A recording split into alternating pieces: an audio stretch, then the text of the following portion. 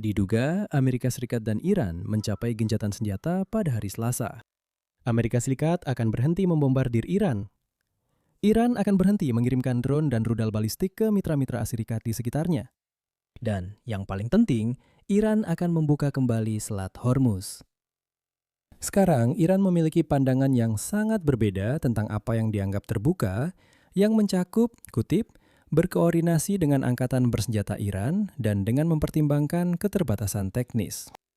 Menariknya, keterbatasan teknis tersebut tampaknya mencakup pembayaran tol. Dan jelas bukan dalam dolar. Mungkin yuan, mungkin kripto.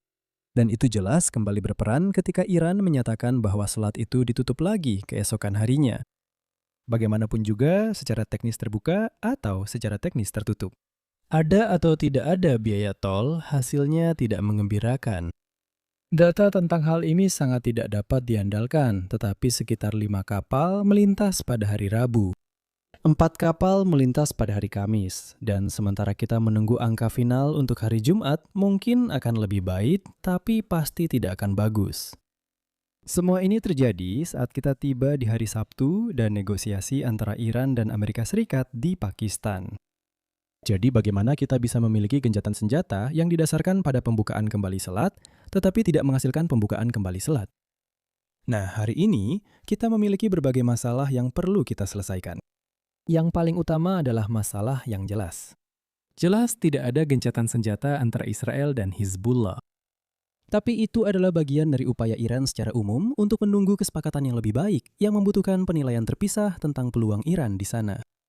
Jangan khawatir Eropa, saya belum melupakan kalian. Kita akan membahas kalian nanti. Setelah itu, kita akan melihat kemungkinan bahwa perpecahan internal di Iran membuat selat tetap berbahaya. Terakhir, kita akan menjelajahi dunia aneh di mana gencatan senjata setengah hati membuat kapal-kapal enggan melakukan perjalanan karena mereka ingin menunggu kesepakatan yang lebih baik. Tapi mari kita mulai dengan situasi Hizbullah yang membawa dunia kecil kita yang sedang berperang ini dan menunjukkan betapa kekacauan yang terjadi sebenarnya bisa dengan mudah dihindari jika kita bisa kembali ke geopolitik tahun 90-an. Di permukaan, masalahnya adalah, menurut Gerung Putih, Trump menyatakan gencatan senjata di Iran yang mencakup Iran, Amerika Serikat, dan yang kurang jelas, Israel. Hal itu tampaknya sesuai dengan pemahaman Menteri Luar Negeri Iran berdasarkan pernyataan yang dia keluarkan. Kutipan, "Jika serangan terhadap Iran dihentikan, angkatan bersenjata kami yang kuat akan menghentikan operasi defensif mereka." Namun di tengah operasi khusus Mullah, Israel memperbarui pertempuran yang telah berlangsung lama melawan Hizbullah. Hizbullah sebagai proksi Iran secara efektif telah terputus dari pengiriman pasokan. Kelompok militan tersebut menjadi sasaran empuk yang tidak ingin dilewatkan oleh Israel. Setelah gencatan senjata dimulai, Israel melancarkan kampanye serangan yang sangat agresif, bergerak lebih jauh ke utara dibandingkan yang pernah terjadi sebelumnya. Sebagai tanggapan, Iran menyatakan bahwa gencatan senjata mencakup wilayah Lebanon, sebuah harapan yang disetujui oleh Pakistan. Mengapa poin dasar ini harus menjadi pokok perselisihan faktual, saya sendiri tidak yakin. Saya rasa Anda harus menanyakan hal ini kepada para negosiator dan lebih lanjut bertanya pada diri kita sendiri, mengapa tidak ada dokumen resmi yang memuat syarat-syarat kesepakatan tersebut. Itu pasti akan memudahkan kita untuk menunjuk bagian tertentu guna menentukan siapa yang benar dan siapa yang salah. Maksud saya, lihat, ini adalah tanda buruk jika negosiasi yang direncanakan bergantung pada aturan gencatan senjata yang sebelumnya diperdebatkan, ditambah lagi dengan pelepasan aset yang sebelumnya belum pernah dibahas. Tapi yang tidak diperdebatkan adalah manfaat dari ground news untuk menjaga pikiranmu tetap jernih. Jernih dengan GH. Fitur favorit saya dari Ground News tetaplah briefing harian. Sekilas melihat 9 berita penting hari ini, termasuk beberapa berita yang tidak dilaporkan oleh sebagian kelompok dalam spektrum politik. Seperti drone MQ-4C Triton yang harus melakukan penurunan darurat. Dan ini juga membantu saya keluar dari pandangan sempit dan menangkap berita seperti rencana gencatan senjata Paskah di Ukraina. Dan dengan mengunjungi ground.news/limesonmaps atau memindai kode QR di layar Anda bisa mendapatkan diskon luar biasa 40% untuk paket Advantage dan mengakses semua fitur ini dan masih banyak lagi. Jadi terima kasih sekali lagi kepada Ground News yang telah mensponsori video hari ini. Mereka telah mendukung saya selama setahun terakhir dan mereka juga akan mendukung Anda. Bagaimanapun, melalui apa yang J.D. Vance gambarkan sebagai kesalahpahaman yang nyata, hasil akhirnya adalah Iran menyatakan selat itu ditutup, sehingga menghancurkan satu-satunya hal yang paling penting bagi Amerika Serikat. Membuat Israel berhenti tidak akan mudah karena beberapa alasan. Pertama, ada masalah yang sudah lama berlangsung bahwa Netanyahu akan menghadapi banyak tuntutan hukum jika keadaan perang yang terus-menerus di Israel pernah berakhir. Itu menciptakan penjelasan tradisional tentang keuntungan pribadi dalam perang, yang bertentangan dengan asumsi dasar kita bahwa perang itu mahal. Dan kedua, Israel melihat ini sebagai kesempatan untuk menumpas Hizbullah. Segala sesuatunya sedang mendukung. Iran tidak bisa memberikan dukungan langsung. Suriah telah mulai menindak kelompok tersebut. Bahkan pemerintah Lebanon pun telah beralih dari hubungan diplomatik dengan Hizbullah ke pendekatan yang lebih koersif. Sebenarnya ini adalah masalah tawar-menawar yang sama yang membuat negosiasi antara Rusia dan Ukraina tidak membuahkan hasil. Rusia, setidaknya sampai beberapa bulan yang lalu, masih beranggapan bahwa Ukraina tidak bisa mempertahankan garis depannya, tetapi akan memiliki kemampuan yang lebih besar untuk melakukannya setelah gencatan senjata dimulai. Agar sebuah penyelesaian bisa berhasil, keseimbangan kekuatan saat ini harus relatif mirip dengan keseimbangan kekuatan setelah penyelesaian itu tercapai.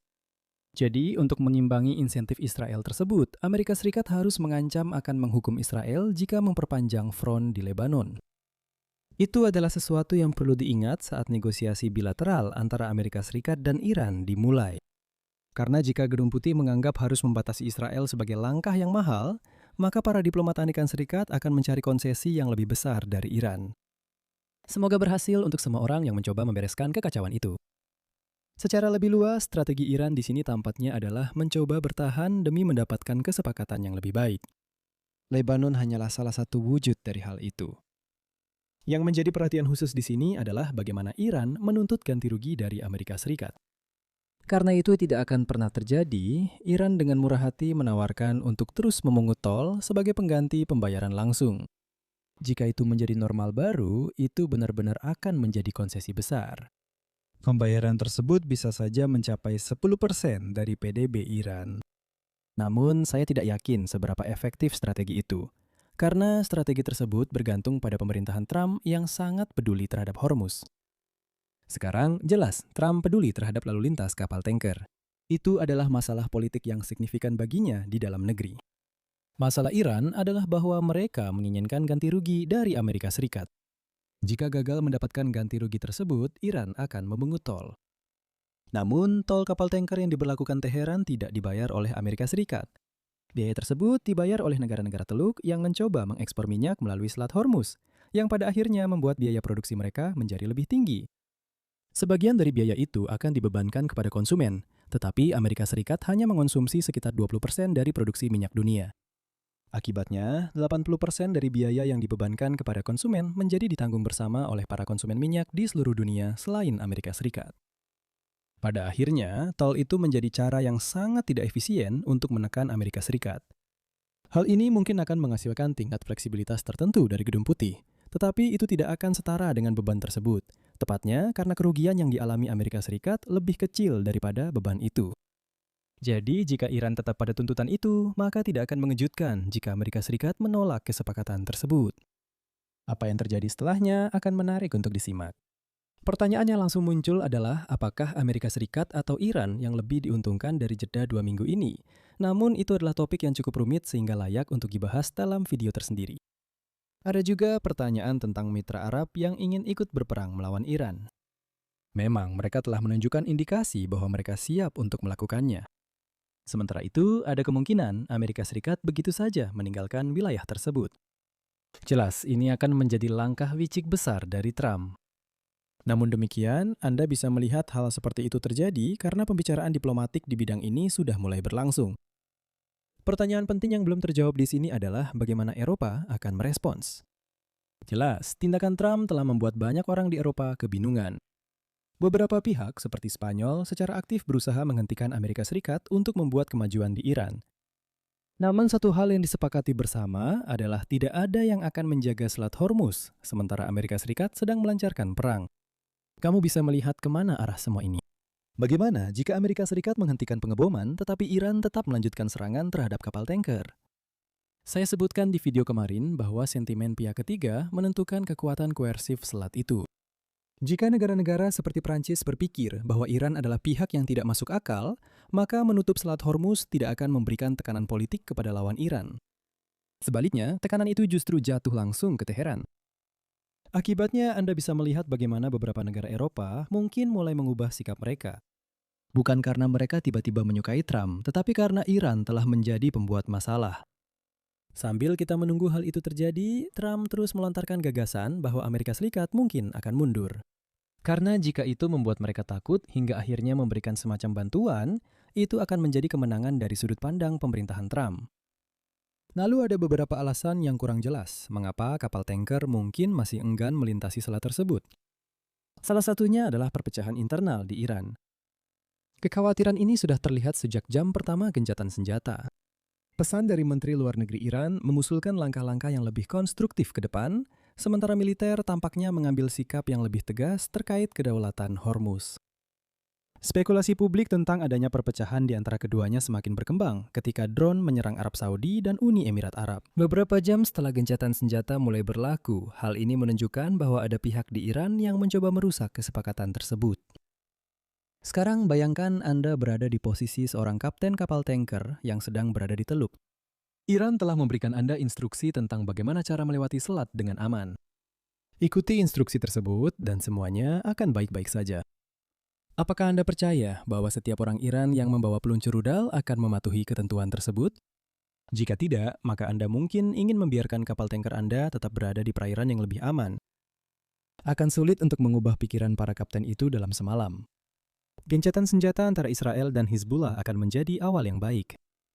Lalu, memiliki periode waktu yang lebih lama tanpa adanya serangan drone atau rudal balistik ke negara-negara Arab juga akan sangat membantu. Namun mungkin dibutuhkan kesepakatan menyeluruh sebelum lalu lintas kembali normal, baik ada pungutan maupun tidak. Meskipun Donald Trump lebih suka negosiasi yang cepat, secara historis dibutuhkan waktu berbulan-bulan untuk beralih dari gencatan senjata ke penyelesaian akhir. Akhirnya ada kemungkinan bahwa gencatan senjata, meskipun setengah hati, justru mendorong kapal tanker untuk menunggu. Selain itu, sifat setengah hati dari kesepakatan tersebutlah yang menyebabkan mereka melambat. Kali ini, posisikan diri Anda sebagai perusahaan kapal tanker. Salah satu kapal Anda terjebak di dalam teluk. Secara garis besar, Anda ingin kapal itu melewati selat karena kapal tersebut membawa muatan minyak mentah senilai ratusan juta dolar, yang tidak berarti apa-apa bagi Anda bisa sampai ke pembeli. Tapi setiap hari kapal tanker itu tidak bergerak adalah hari di mana kapal itu tidak mengambil muatan lain, mungkin dari pelabuhan yang kurang berbahaya. Dalam keadaan normal, menyewa kapal tanker bisa memakan biaya hingga $100.000 per hari. Berlabuh selama 42 hari berarti kehilangan $4,2 juta, lebih dari 2 kali lipat dari apa yang Iran minta untuk keluar. Jika menggabungkan nilai minyak dan biaya peluang akibat berhenti beroperasi, Anda pasti berpikir kapal-kapal tanker akan sangat terdorong untuk segera bergerak. Dan memang, jika kita mundur beberapa minggu yang lalu, harapan bahwa tidak akan ada perubahan mendorong banyak perusahaan untuk akhirnya membayar pungutan itu juga. Namun, jika Anda berpikir bahwa kesepakatan sudah sangat dekat, kesepakatan yang nyata, bukan setengah-setengah, dan bukan yang masih memerlukan biaya, maka lebih baik duduk dan menunggu sedikit lebih lama. Sebagian dari pemikiran itu mungkin berasal dari melihat masalah keamanan yang baru saja dibahas. Bagian lainnya mungkin karena perusahaan pelayaran tidak percaya bahwa Iran dapat terus memungut biaya tanpa Amerika Serikat memulai kembali kampanye pembomannya. Dengan memahami hal itu, Iran akan sepenuhnya membuka kembali selat sesuai yang diamanatkan gencatan senjata, sehingga tidak perlu membayar $2 juta. Hal ini akan membantu menjelaskan sebuah pengamatan aneh tentang arus kapal tanker. Lebih banyak kapal tampaknya bergerak tepat sebelum gencatan senjata daripada setelahnya. Kapal-kapal yang meninggalkan teluk tepat sebelumnya ternyata salah memperkirakan bahwa konflik akan berlangsung selama berminggu-minggu. Mungkin mereka yang pergi sekarang ragu bahwa gencatan senjata akan bertahan lama, jadi mereka ingin memanfaatkan kondisi yang sedikit lebih aman selagi masih ada. Namun sisanya menunda keberangkatan sampai situasi yang lebih baik muncul. Dan jika mereka telah membuat keputusan yang salah di sini, mungkin pada akhirnya mereka akan terpaksa membayar pungutan itu. Jadi, apa kesimpulan yang bisa kita ambil hari ini? Apapun status teknis selat itu, jumlah kapal yang melintas tidak menggembirakan. Masalah yang jelas adalah serangan Israel yang semakin meluas di Lebanon, dan pandangan Iran bahwa konflik yang berlanjut di sana melanggar gencatan senjata. Ini adalah bagian dari keinginan Iran yang lebih luas untuk mendapatkan kesepakatan yang lebih baik dari Amerika Serikat. Yang kurang jelas adalah risiko yang dihadapi kapal tanker dari aktor internal di Iran yang mencoba berperan sebagai pengacau dalam negosiasi. Dan yang paling aneh, harapan yang muncul karena gencatan senjata mungkin membuat beberapa kapal tanker menunda dulu sampai keadaan menjadi lebih menguntungkan. Terima kasih sekali lagi kepada Ground News yang telah mensponsori video hari ini. Kunjungi ground.news/Lines and Maps atau pindai kode QR di layar Anda untuk mendapatkan diskon luar biasa sebesar 40% untuk paket Vantage. Sementara itu, Anda bisa terus menikmati video dengan lebih banyak konten tentang perang dengan Iran. Dan jika Anda menikmati video hari ini, silakan like, bagikan, dan subscribe, dan sampai jumpa lain kali. Jaga diri Anda.